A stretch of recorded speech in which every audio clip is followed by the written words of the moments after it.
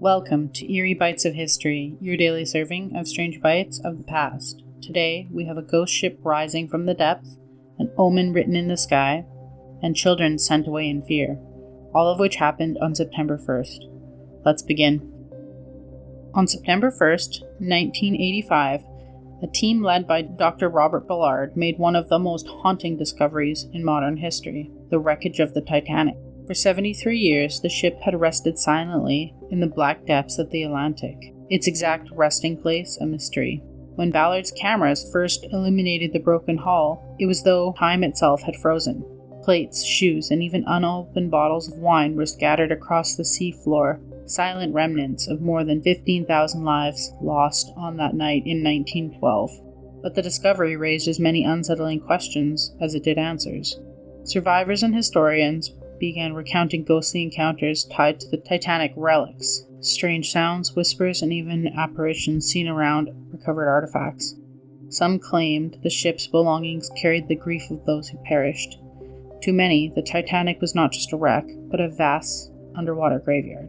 What he revealed was more than history. It was a reminder how a tragedy can echo through generations. The Titanic's resting place remains a place of awe, sorrow, and an enduring mystery. On September 1st, 1715, the skies above England darkened in a rare solar eclipse, as a rare solar eclipse swept across the land. For most villagers, this sudden blotting out of the sun was terrifying, a sign of something otherworldly unfolding.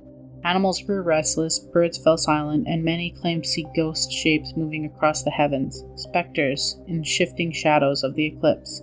What made the event more haunting was the timing. Just one day earlier, King Louis XIV of France, the Sun King himself, had died after a rule of 72 years. To his subjects, Louis had been the very embodiment of the sun. His reign centered around grandeur, light, and divine power. And now, a day after his death, the sun itself seemed to vanish from the sky, as if nature was mourning his passing. Astronomer Edmund Halley had remarkably predicted the eclipse with scientific precision, but he even admitted such an uncanny timing gave the event an eerie weight.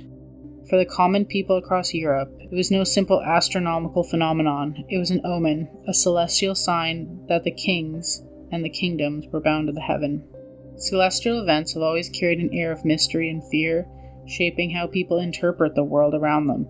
In 1715, the sun itself appeared to bow to the death of the king, leaving behind a chilling scene that the universe had paused to mark his end. On September 1st, 1939, the sirens of war echoed across Europe. Britain made a desperate and haunting decision. Over 1.5 million children were evacuated from London and other major cities, sent away from their families to live with strangers in the countryside. It was called Operation Pied Piper, a name that now carries an eerie remnants, as if the children were being led away to an uncertain fate. For some, it meant safety and kindness, but for many, it meant loneliness, fear, and trauma that would linger for a lifetime.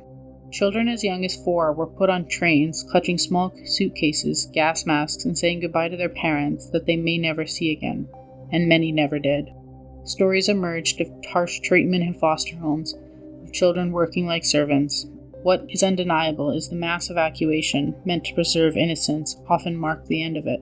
For many of these children, the war didn't just take their families, it left them with scars of fear, loneliness, and memories that still haunt them. Like your history snack-sized? Drop us a comment with your favorite bite and subscribe. Join us daily for your eerie dose of the past.